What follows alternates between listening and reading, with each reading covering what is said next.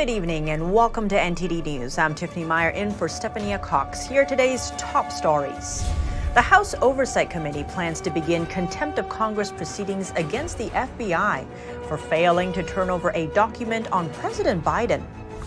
Former Vice President Mike Pence files paperwork to run for president. His formal announcement is expected later this week. Find out what his campaign could look like. Democratic presidential candidate Robert F. Kennedy Jr. had a busy day today. At 2 town hall meetings, he spoke out about a declining democracy and censorship of free speech.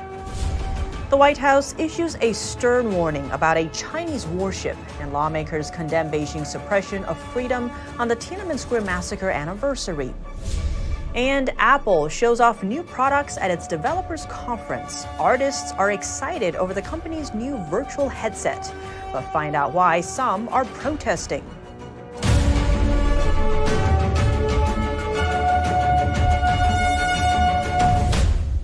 Tensions between the FBI and the House Oversight Committee further escalating over Biden documents. Committee Chairman James Comer announced his latest actions today.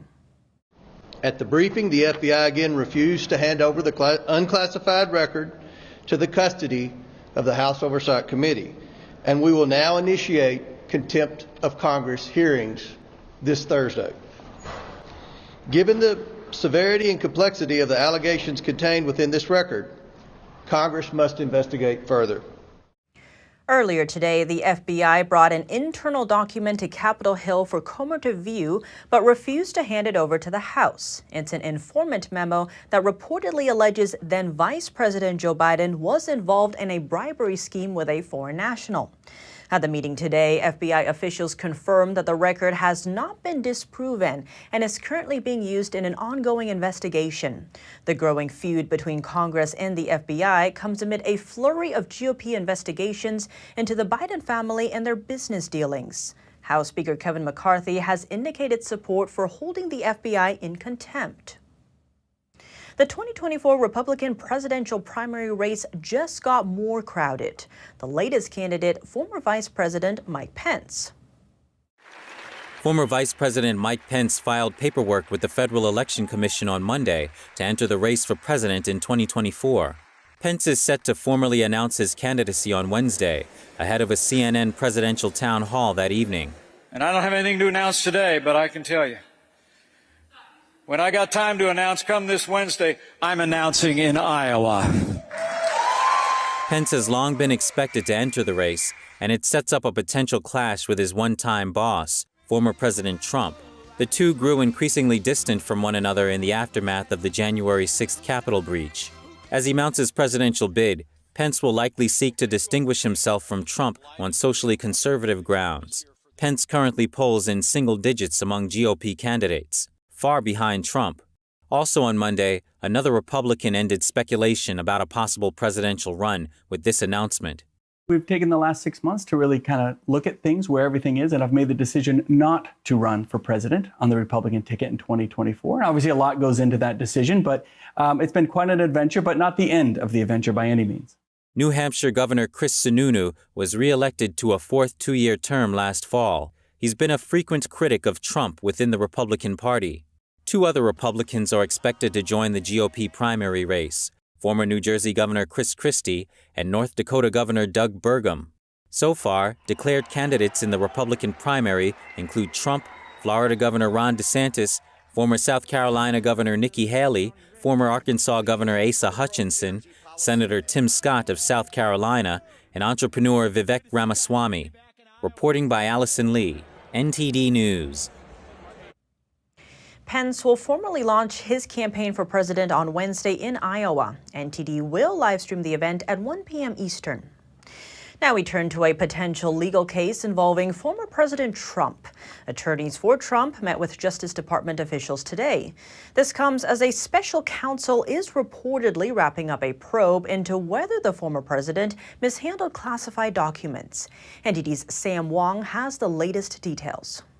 How'd it go in there today? Can you tell us who you met with today? Did you get what you wanted? Did you get a meeting with the Attorney General? We don't have any comment. Trump's attorney trio Lindsay Halligan, John Rowley, and James Trusty declined to answer questions as they left the Justice Department in Washington, D.C. on Monday. The lawyers had requested a meeting 2 weeks ago with Attorney General Merrick Garland, reportedly to raise concern over what they consider prosecutorial misconduct by Special Counsel Jack Smith and his team. Smith is probing Trump's retention of classified documents at his Mar-a-Lago residence in Florida, documents the National Archives sought to reclaim. Shortly after the meeting, the former president posted a message on his Truth Social account saying that he did nothing wrong. Lawyers typically meet with Justice Department officials before an indictment is issued to attempt to convince prosecutors not to bring criminal charges. Sources say the meeting did not include Garland or Deputy Attorney General Lisa Monaco. Worth noting, Trump is the first U.S. president to face criminal charges. The former president pleaded not guilty back in April to 34 felony counts brought by a Manhattan grand jury, which accused him of falsifying business records related to a hush money payment to adult film actress Stormy Daniels. As a Republican frontrunner in the presidential race, Trump often described himself as the victim of a politically motivated witch hunt. But as of now, what this meeting means for Trump remains unclear. Sam Wang, NTD News. Turning to the Democrats' side, presidential candidate Robert F. Kennedy Jr. has taken a strong stance on censorship. Today, he sat down with Elon Musk and explained why. NTD's Arlene Richards has more. Presidential candidate Robert F. Kennedy spoke at 2 public forums today. In a Twitter Spaces talk with Elon Musk, he thanked Musk for recognizing how important free speech is to Americans. He said Americans want the right to have conversations and debate rather than totalitarianism. He has vowed to stop censorship in social media. If I'm elected, I'm going to call the heads of all of the social media companies into the Oval Office and have a conference and not walk out until we have figured out how to make this work and make it consistent with democracy. He said he believes social media companies are being pressured by a powerful government to censor and that it is not their choice. Kennedy was banned from social media platforms in 2021 for comments about pandemic policies. His Instagram account was reinstated on Sunday. A Meta spokesperson said the suspension was lifted because Kennedy is an active candidate for president. This morning, he talked with radio and TV host Michael Smerconish. He drove home the message that both political parties need to make an effort to be templates for democracy. That our democracy functions, that they're doing retail politics, that they're having town halls like this one, that they're out meeting the public and debating their opponents. There's so many people now who believe that our whole system is rigged against them. And there are many, many Americans who believe that the election system is rigged. He acknowledged the polarization in the country and said it stems from the media and a distrust of the government. I've watched the trustworthiness of government decline steadily since I was a kid. And even, when my uncle was assassinated, 80% of the people trusted the government.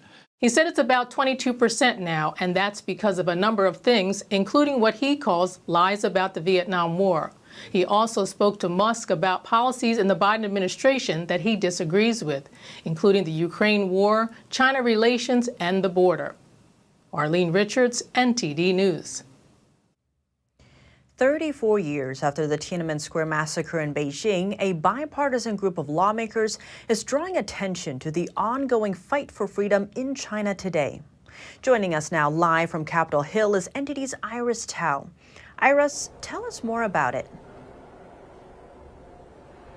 Good evening, Tiff. So today marks the 34th anniversary of when this picture of the Tank Man was taken, which is one day after the Tiananmen Square massacre in Beijing took place on June 4th, 1989. And on that day, the Chinese military opened fire and killed hundreds, if not thousands, of student pro-democracy protesters. And here we are 34 years later in the U.S. Capitol, a group of bipartisan lawmakers, including House Speaker Kevin McCarthy and the chair and the ranking member of the House Select Committee on China, all coming together to voice support for the ongoing fight for freedom still happening in China today. Watch. Unlike other democracy wall posters, Wei actually signed his name. And for speaking his mind, he spent 16 years in Chinese prisons, 16 years. He has been called the Nelson Mandela of China, and for his activism, he has received too many human rights awards to count. But I think perhaps the title that best sums him up is simply the longest-running thorn in the Chinese Communist Party's side. Do you stand with that man who stood up to power, or do you stand with that tank and the brutal Chinese Communist Party, which sought to quash freedom? Many, like you two and others, stood with that man. And so many Chinese people were exiled or worse for standing with that man. And today, the White House was warning about what it called a growing aggressiveness from Beijing after the Chinese warship basically crossed right in front of a U.S. destroyer this past weekend. Let's take a listen. There was absolutely no need for the PLA to act as aggressively as they did. It won't be long before somebody gets hurt. That's the concern with these unsafe and unprofessional intercepts. They can lead to misunderstandings. They can lead to miscalculations.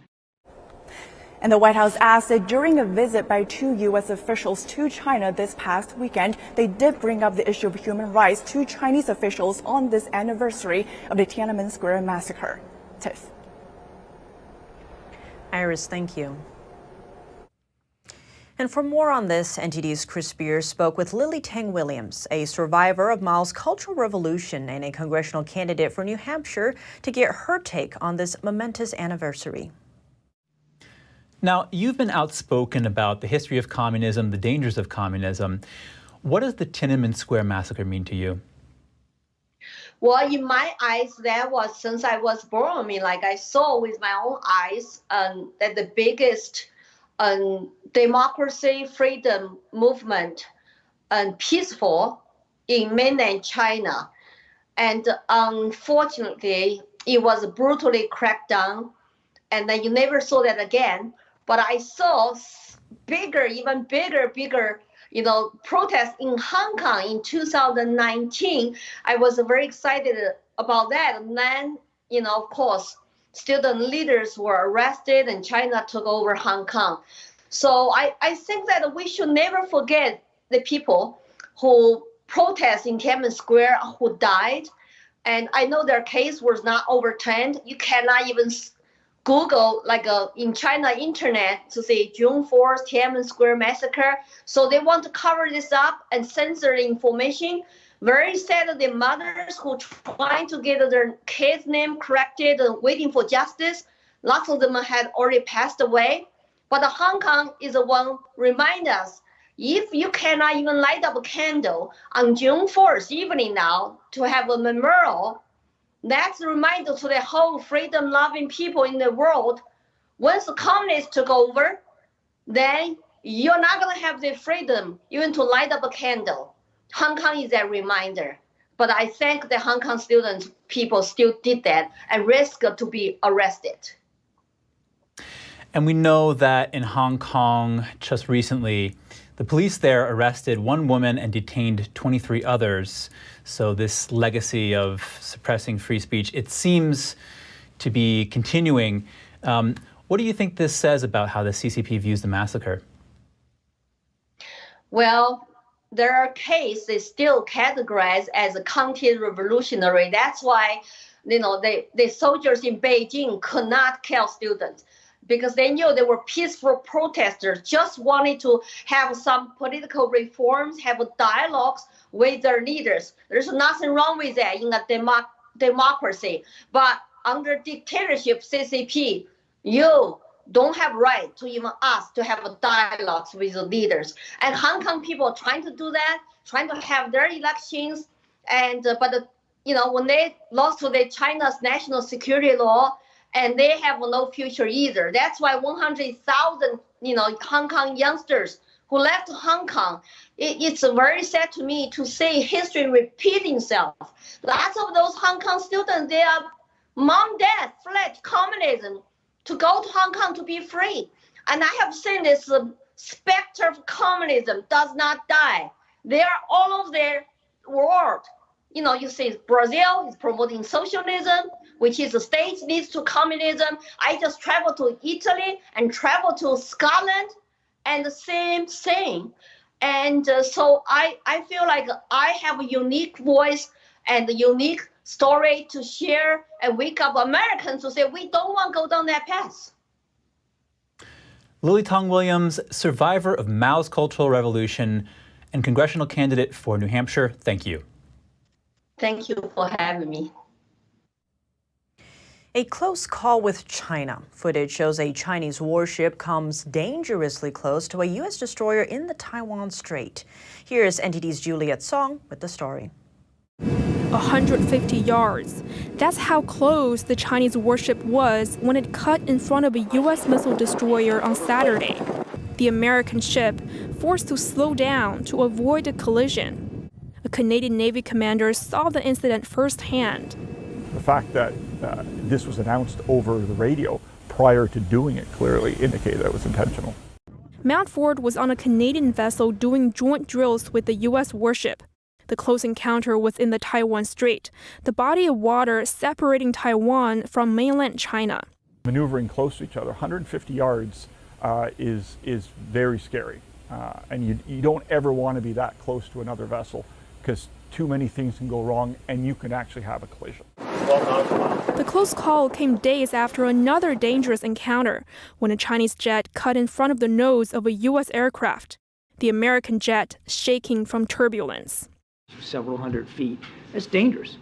And back to the near collision at sea. America's defense chief reacted to the news, calling the case troubling. To be clear, we do not seek conflict or confrontation, but we will not flinch in the face of bullying or coercion. But Beijing is hitting back, saying the U.S. should, quote, reflect deeply and correct its wrongdoing. Close encounters can become deadly. It's close. I agree. Go close. Very, very close. Oh, yeah.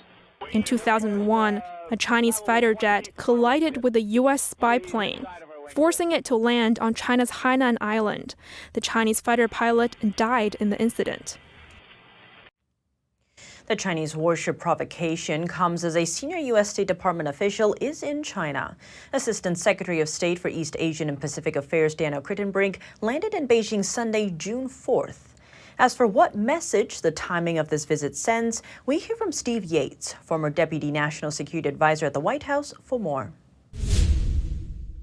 Steve Yates, thank you so much for joining us. Great to have you back on the show. Thank you so much. So a senior U.S. official, Daniel Crittenbrink, is in Beijing. He landed Sunday, which was June 4th. It was actually the 34th anniversary of the Tiananmen Square massacre. What does the timing of this visit, what kind of message does this send? Well, I can't imagine it came as a surprise to someone who's supposedly familiar with Asia that June 4th is a sensitive anniversary.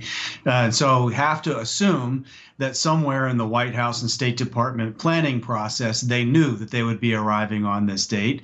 And you would think that with them knowing it, they would want to convey some kind of a message. But if they intended to, that definitely didn't get out. So it leaves the impression of them somewhat normalizing the day, making it routine business to engage with the party that was responsible for a massacre that the whole world saw and that China has tried to erase from the memory of the Chinese people ever since. Seems to be at least a bumbled move. At worst, it shows that the pathology of engagement has kind of taken hold and that this desire to de-risk is really about making concessions to try to bring China back to the talks. And this does come after Secretary of State Blinken's kind of watered-down speech marking the occasion, which did get some grumblings online. How do you read that, especially as the U.S. sees this, quote, thawing relation with Beijing? Well, it comes from a group of people who campaigned loudly about how allies had not been respected and democracy was not being sufficiently promoted around the world. And so if they wanted to set that standard when they were in opposition and running for office, I think they need to be held to a higher standard now that they appear to be breaking bread with the world's leading authoritarian surveillance state, the purveyor of the worst human rights abuses on record in this current era, and they arrive on the anniversary of a known massacre because the world saw it. And they have very little to say. Even if you compare what the State Department and the White House said on the June 4th anniversary of that last year versus this year, there's a palpable brevity to what was said this year, which I think symbolically minimizes human rights and democracy with regard to U.S. China relations. And Steve, Crittenbrig's visit comes just a day after Secretary of Defense Lloyd Austin spoke in Singapore, where he blasted China. That's after the warships almost collided in the Taiwan Strait, and also a recent encounter with the Air Force plane. What do you make of Beijing's increasing aggression? Well, Beijing seems to be conveying by its actions that they feel like they can get away with these things with impunity, that there aren't going to be significant consequences for them to bear. They see an administration that wants to walk away from decoupling and talk about de-risking, but Beijing is very comfortable with risk. And so, and they're also comfortable pursuing their own decoupling. So I just see that these signals are basically indications of weakness on the part of the United States. They're not actually standing up for the interests of allies who have quite a lot at stake, whether they're in Japan, Korea, Taiwan, or Southeast Asia.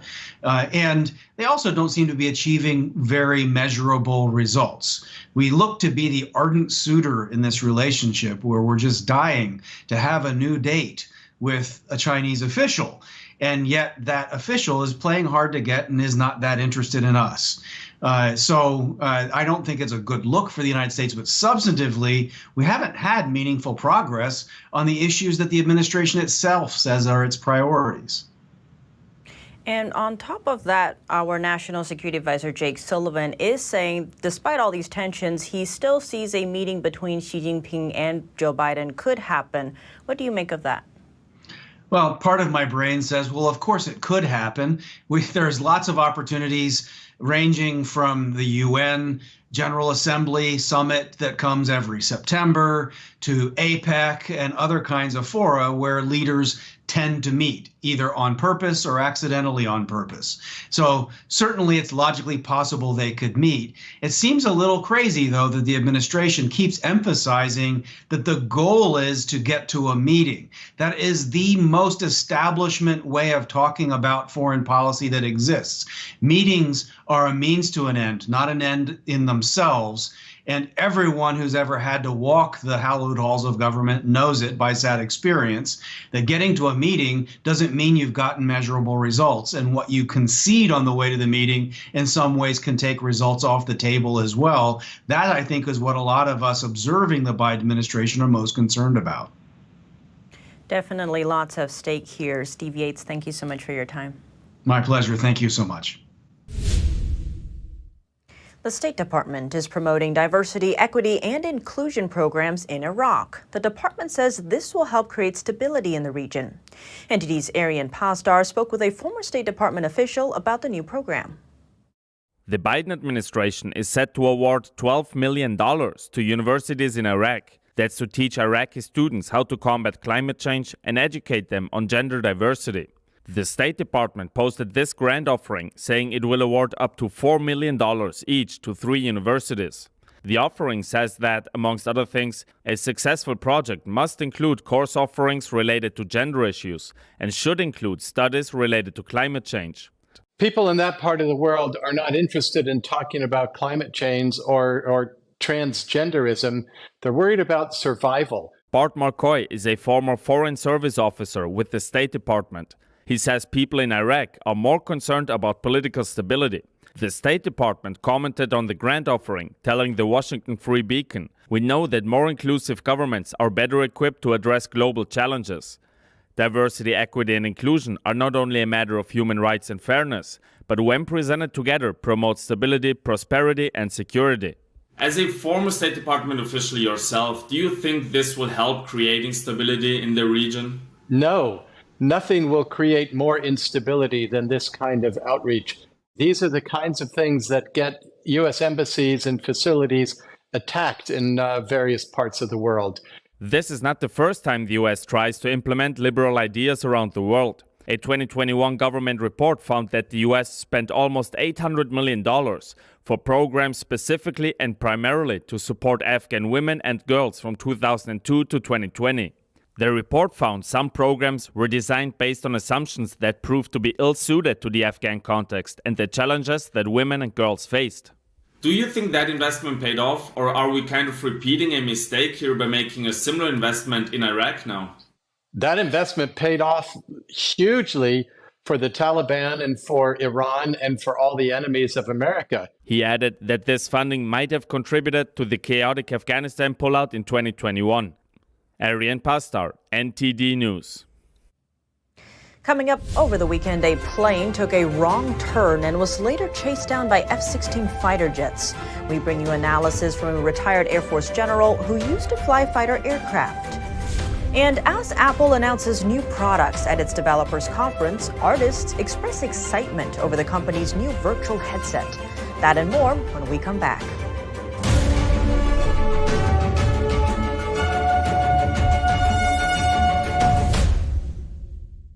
Non-attorney spokesperson. This is a paid advertisement for legal services sponsored by Nightline Legal. Cases assigned on a random basis to participating law firms. If you or a loved one were exposed to paraquats and later diagnosed with Parkinson's disease, call right now. You may be entitled to financial compensation. Paraquats, a highly toxic commercial herbicide, has been linked to a significant increased risk in developing Parkinson's disease. Call now to find out if you qualify. Don't be a victim. Get the help you deserve. There are time deadlines to file a claim, so don't wait. Call right now. Call 1-800-579-4552. Did you know ESG is impacting every part of your life? From rising gas prices to global food shortages to out-of-control inflation, even losing your freedom of speech and being censored on the internet. It's all being driven by ESG ideology. Who's in control? What can you do about it? Find out in The Shadow State, the first documentary exposing ESG. The ESG movement of governments and corporations operates in the shadows. Only the light of truth can expose it. Watch The Shadow State documentary, streaming now. You're still looking good. I'm still feeling good. You know, I've got all your MyPillow products. Mattress topper, bed sheets, MyPillows, towels, slippers, blankets, sleepwear, dog bed. Whoa, Charles. Everyone now can get MyPillow products at huge discounts at MyPillow.com. That's right. Now's the time to go to MyPillow.com or call the number on your screen. Use your promo code to take advantage of our 3-in-1 sale. We're bringing you exciting new products, overstock specials, and closeout deals you won't find anywhere else. For example, when you buy one of our brand new MyPillow 2.0s, you get another one absolutely free. And with our overstock sale, you save 50% on our luxurious Giza Dream bed sheets. That's as low as $29.99 for the best sheets ever. And with our biggest closeout special, you get our all-season slippers for only $35. Or our sandals and slides for just $25. Quantities are limited, and once they're gone, they're gone. The homeless problem is getting worse, it's not getting better. Crime is getting worse, it's not getting better. Regulations are getting worse, it's not getting better. People are bailing on California in record numbers. More than half of Californians are considering moving. It might be harder to find a U-Haul than to find your next home. The exodus of people moving out of California is not new. No sane person would want to leave California if they could make it here. For the first time ever, people are leaving. In 2020, California lost 650,000 people. Several high-profile companies have moved their headquarters. This place is going to sink. Watch, they already have high taxes. Our problems are man-made. All you have to do is pay attention. It's the money that's doing the talking, the California legislature. It can't go on forever like this. There's a lot of people that you would be surprised by their stories.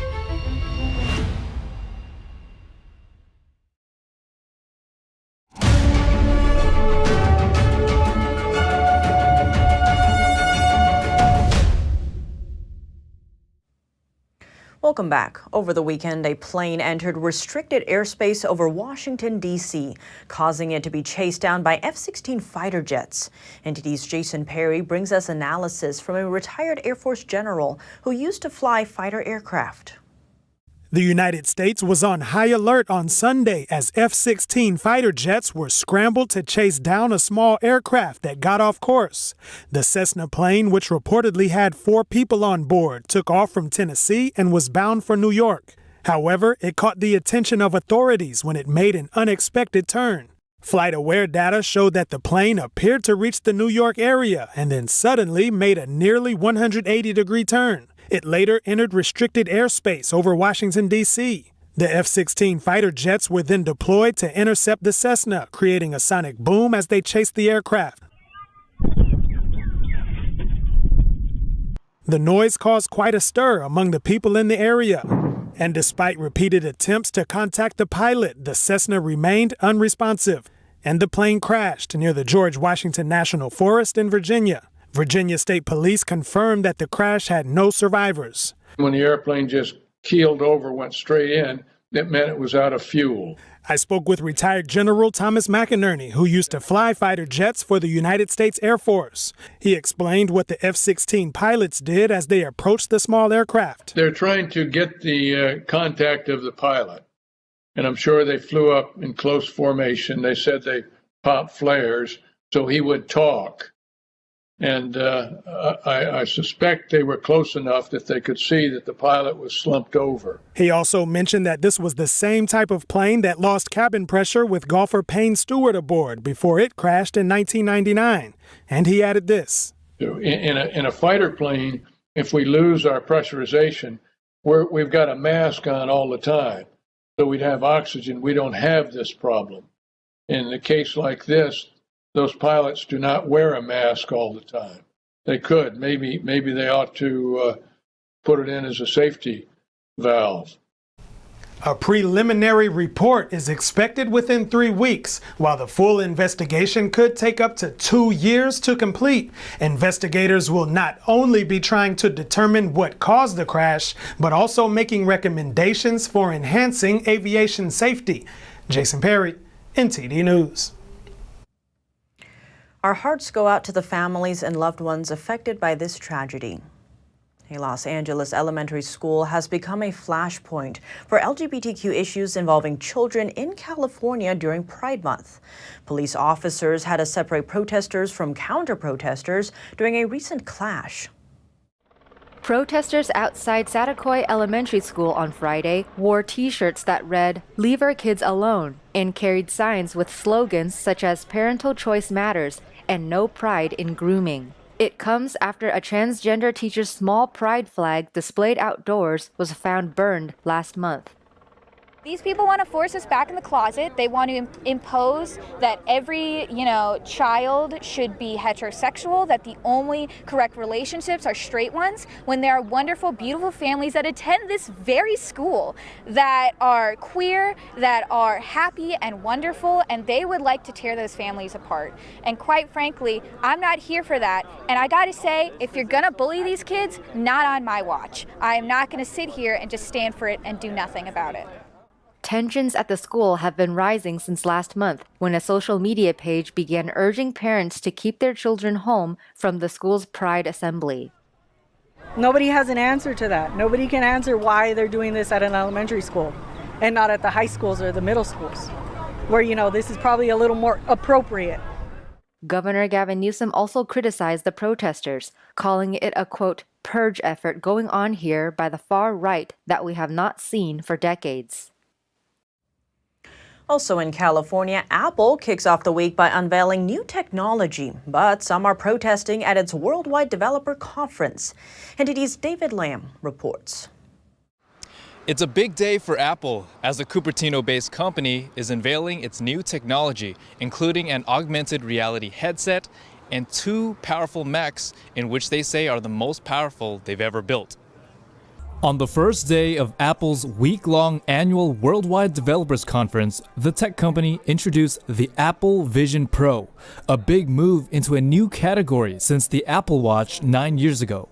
Apple said the headset has a 3D camera and microphone system to capture videos and pictures. Oh, it's so exciting to see the headset. I mean, this is a beautiful, beautiful device. And most importantly, the things that are being created for it. They didn't really mention live performance, but this is going to be a really, really big deal for live performance. I'm very excited to, whenever I can finally try one, to get my hands on it. That's the big highlight, just being able to work in AR, not being restricted by external monitors or anything like that. You just put on a headset and you can get to work. You can pair a Bluetooth keyboard and mouse and all that stuff with it.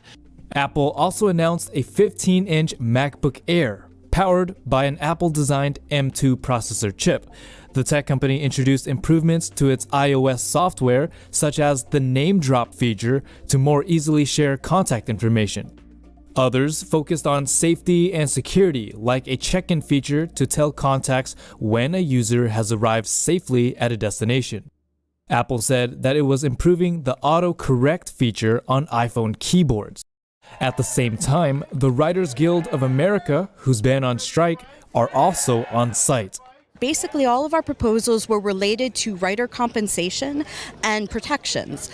The strikers point to Apple's $400 billion revenue reported last year and the growing popularity of AI. Right now, with the rise of AI, we are facing an existential crisis because the studios are looking to replace human workers with artificial intelligence, even though what we contribute is the actual human experience. And so without us, there would be no film, there would be no television, there would be nothing to watch. As a result of the strike, the union says several projects for Apple TV Plus have been delayed. Apple's Mac Studio and Mac Pro was also revealed at the conference, with orders available today and is expected to be available on June 13th. In Cupertino, California, David Lamb, NTD News. Coming up, the Securities and Exchange Commission is suing Binance. It's going after the biggest cryptocurrency exchange in the world and accusing it of misusing customer money. And Saudi Arabia will make a deep cut to its oil output as the summer travel season approaches. OPEC Plus seeks to boost falling oil prices. Stay tuned for more when we return.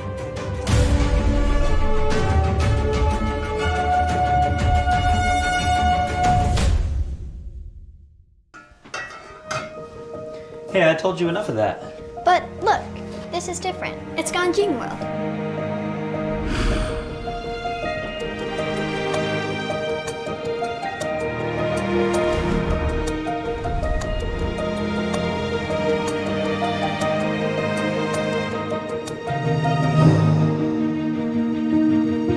Ganjing World. Family-friendly entertainment.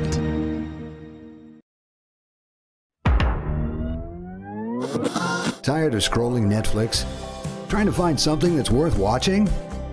Want to skip the censorship in mainstream media? Well, now you can with Epic TV. New exclusive content every day with over 100 never-before-seen movies, films, and documentaries. Available and streaming now at your fingertips. For a limited time now, you can get 60% off Epic TV by subscribing or upgrading to a yearly plan. Plus, get an additional $10 credit to rent featured movies on Epic Cinema today. Skip mainstream narratives and find quality family entertainment from the comfort of your very own home. Say no to big tech and subscribe to Epic TV.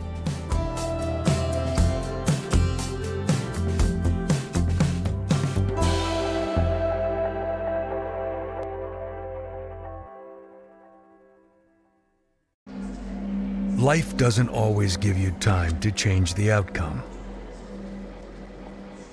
Prediabetes does.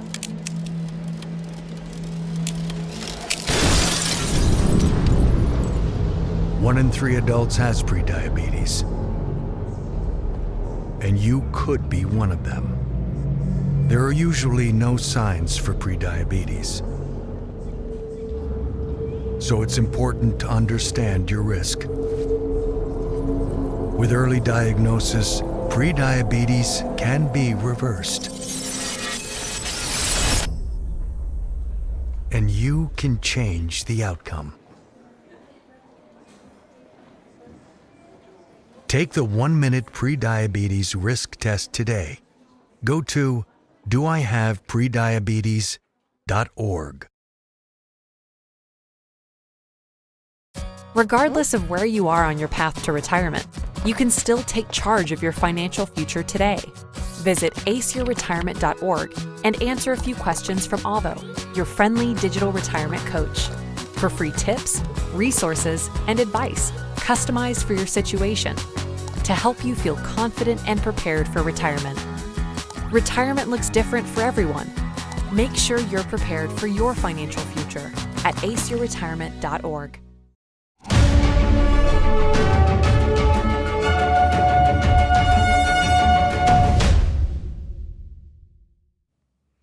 Welcome back. The Securities and Exchange Commission is suing Binance, the biggest cryptocurrency exchange in the world. This is the latest in SEC's Chair Gary Gensler's crypto crackdown. Is Binance the new FTX? NTD's Colin Fredrickson has more. The SEC has sued Binance. It accuses Binance, which is the world's largest cryptocurrency exchange, of operating an illegal trading platform in the United States and of misusing customer funds. The SEC says Binance CEO Changpeng Zhao, commonly known as CZ, took his customers' money and put it into his other firms, like his trading firm Sigma Chain and his other firm Merit Peak. The SEC also accuses Binance of secretly letting U.S. investors use its platform, while at the same time it publicly said they weren't allowed to. SEC Chair Gary Gensler says CZ engaged in an extensive web of deception and calculated evasion of the law. In response, Binance says it's disappointed by the SEC's action. It says it will vigorously defend itself from the misguided lawsuit. If Binance took customer assets, especially U.S. customer assets, and allocated them to to a separate company called Merit Peak Limited, and didn't adequately disclose and get consent by each of the subscribers, that to me is more than just a minor mistake. Ron Geffner is a partner at Sadis & Goldberg, as well as a former SEC lawyer. He says it's too early to tell what the outcome will be, because too much is unknown. So if they've made misrepresentations to U.S. persons, they would be fined. Now, depending on how egregious those misrepresentations were, it could lead to criminal prosecution as well. Still too soon to tell. The SEC filed 13 charges in total, including operating unregistered exchanges, misrepresenting trading controls, and selling unregistered securities. Binance will be slapped with some fines. They might have to draw back some of their lending practices, draw back some of their retail grade loan options, right? But once they do that, and once we all can figure out what the best path forward is, I do think that they're going to stick around. Aaron Rafferty is the founder of Standard DAO, a firm that's involved with blockchain technology. He believes there must be a lot of truth to the allegations, but that they may not bring Binance down completely. Colin Fredrickson, NTD News. Saudi Arabia will make a deep cut to its output in July. This is in addition to a broader OPEC Plus deal. This comes after a meeting over the weekend. That oil production cut could push gas prices higher as the summer travel season inches closer. But how much of a tangible impact will it have on the U.S. economy? Here's Don Ma with NTD Business. Saudi Arabia will make oil production cuts in July. This is part of a broader oil output limiting OPEC Plus deal, because the group faces flagging oil prices and a looming supply glut. OPEC Plus decided to reduce production by a total of 1.4 million barrels per day. And here to talk to me is Patrick DeHaan, petroleum analyst at Gas Buddy.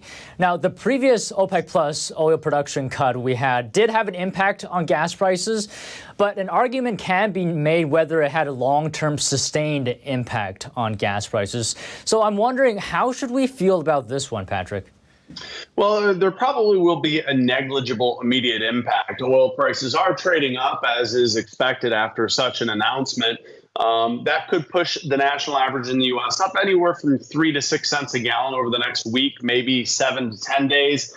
The more significant impact could lie down the road as the U.S. summer driving season has begun. This is taking supply out of the market at a time that the U.S. and the global economy badly needs it. U.S. oil inventories, when you consider the SPR as well, are down over 126 million barrels from a year ago. So OPEC and Saudi Arabia's production cuts are certainly going to make it more difficult for inventories to get back to healthy levels. So what you're saying is the impact of the production cut will have an impact to a degree, but the bigger thing that we should be concerned about is the summer season right around the corner. Yeah, most certainly. As summer progresses, every day there's going to be less supply in a market that is looking stronger than anticipated. Jobs numbers continue to look good. The U.S. economy continuing to avoid the recession level. And that is going to put more pressure on inventories as we get into the bulk of the summer driving season. As demand goes up, supply is now going to be curtailed in the months ahead, led by the July cut from Saudi Arabia of over, or I should say, 1 million barrels that they could extend into August.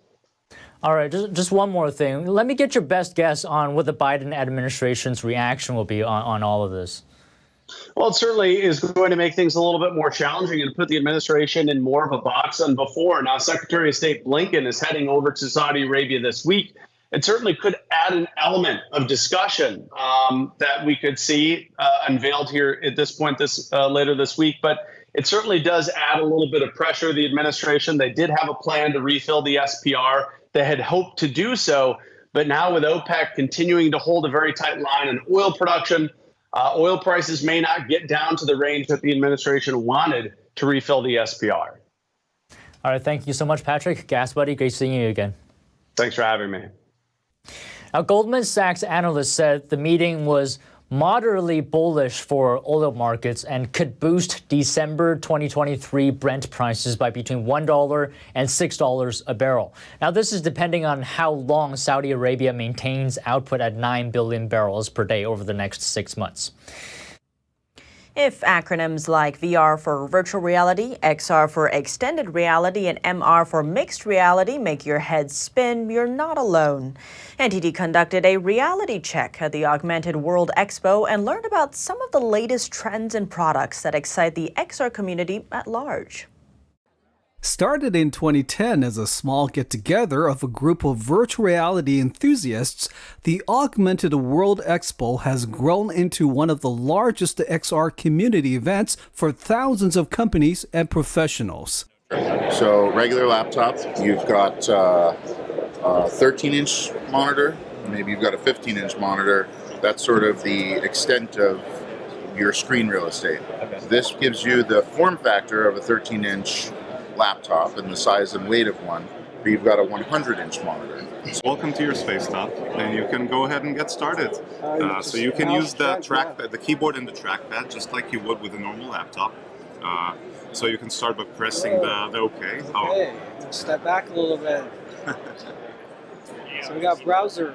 Yeah. And the balance here is to strike between all of that sort of whiz-bang cool stuff versus making it simple, dead simple to operate. Anybody who's used a laptop will be able to use a Spacetop. The Spacetop gives you the ultimate privacy as nobody can see your screen except you. And the company can customize and then add on glass for you if you wear corrective lenses. We're trying to bring AR backwards into the present, because right now it's still all future. Eventually it'll be cool. This is a bridge. This is the device that bridges those two things, the productivity and convenience of a laptop with the magic of AR and the benefits of having sort of massive screen real estate and that ability to paint information on the world around us. Other than visual senses, one of the other ways to experience the virtual world is through the senses of touch. And Haptex is the industry leader in haptic gloves that gives users the most realistic feel of touches in their hands. We generate compressed air, we push it through valves that direct it into the right spot, and we put it inside gloves, and that air depresses your skin, that simulates the feeling of contact with a real object, and we can do this in virtual reality with amazing precision. MarketWatch predicts that extended reality market is growing at 45%, projected to surpass $1.1 trillion by 2030. Coming up in golf news, a sophomore from Stanford makes her pro debut and turns heads with a performance not seen in more than 70 years. Find out more after the break.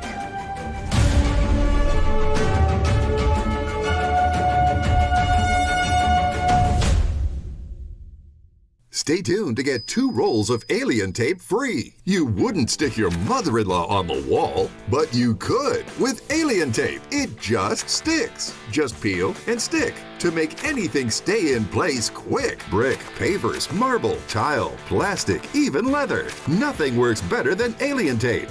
You wouldn't stick your fishbowl on a moving car, but you could with Alien Tape. The secret is nano-stick technology that grabs and locks on to secure one side of the surface to the other. Alien Tape secures in seconds, then twist, pull, and rinse to reuse. Call or go online to get your first roll of Alien Tape for just $19.99, plus shipping and processing. But to make this deal really stick, we'll give you 2 more rolls absolutely free. You get 3 rolls of Alien Tape for one low price. Order now.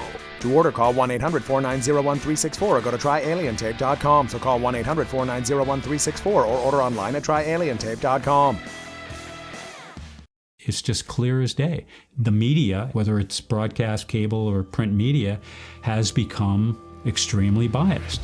And I started looking online for alternative ways to get information. And I saw an ad for a free trial. And I looked at it and I said, Epoch Times. I mean, come on, this is end of days type of stuff. I mean, what are they going to be talking about here? And I said, well, it's a free trial. Let me dig in.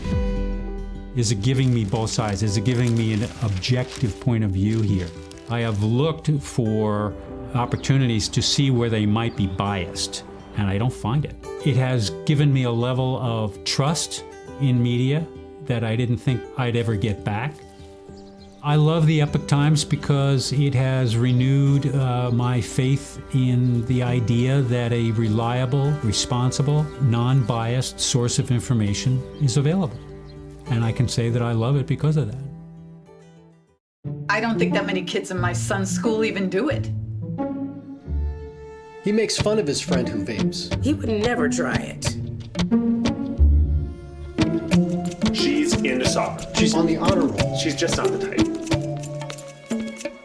No way. No way. No way. No way, my kid would never vape. Get your head out of the cloud. Today, nearly 8,000 kids will start vaping. Maybe even yours.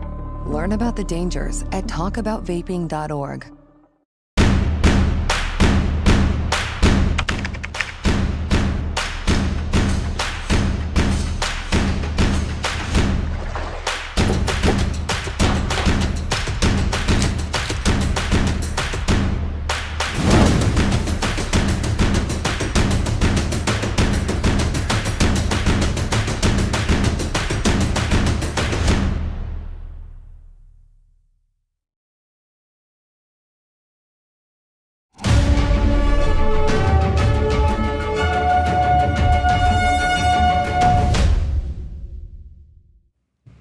And now for your sports news. Here's NTD's Dave Martin with the story of a shocking debut on the LPGA Tour.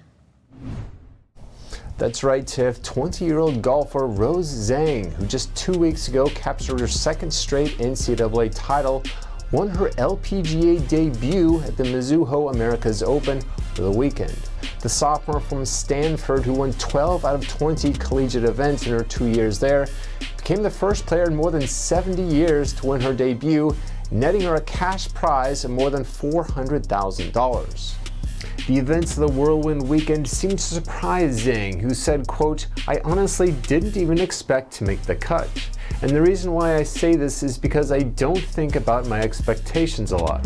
I think about playing the golf course. I think about trying to shoot the best score that I can." Zhang, who's a communications major, told NBC's Today Show that her immediate plans are to return to Stanford for finals week and then to move out of her dorm. And in tennis news, at the French Open, American Coco Gauff won in straight sets today to advance to a third straight quarterfinals appearance. The win actually sets up a rematch with reigning champion Iga Swiatek, who beat Gauff in last year's finals. Meanwhile, on the men's side, both 22-time Grand Slam champion Novak Djokovic and #1 ranked Carlos Alcaraz won Sunday to advance to the quarterfinals. Now, with Rafael Nadal absent due to an injured hip, the two are the favorites to win, and both are just a win away from a much-anticipated matchup in the semifinals.